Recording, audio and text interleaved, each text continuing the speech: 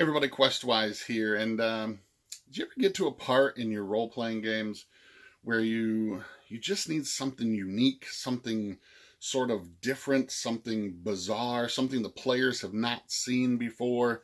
Well, that's where the Random Esoteric Creature Generator by James Raggi comes in. This is if you don't know who James Raggi is, he is most instrumental in bringing us Lamentations of the Flame Princess, a OSR type product, but very adult in its content.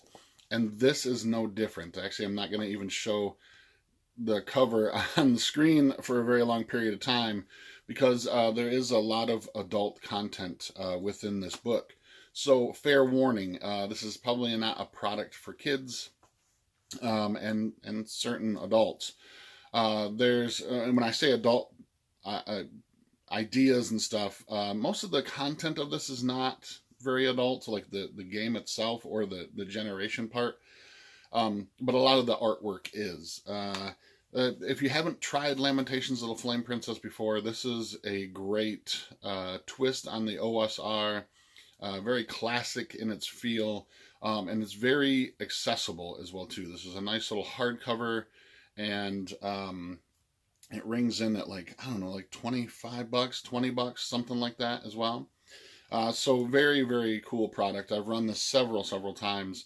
There's some really, really great stuff in this book as well too. And what I really appreciate this is that this is the inside of the cover. Every inch of this is used for gaming material.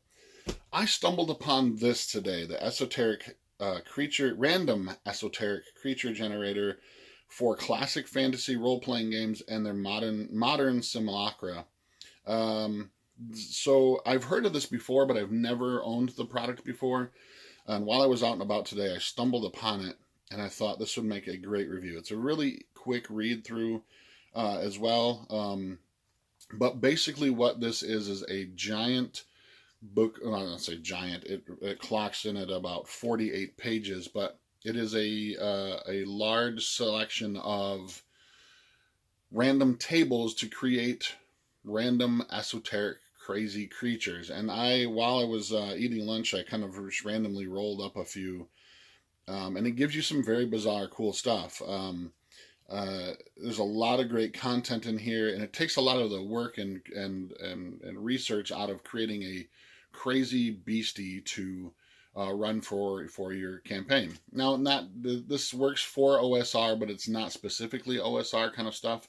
Works best for that, but in the beginning of it, he does go in and talks about how to adjust things like armor class and hit dice and that kind of thing for whatever sort of D20 game that you're playing, or any game really. I feel that this would work for anything because he states things like, armor class in certain games is decreasing, in other games it's ascending.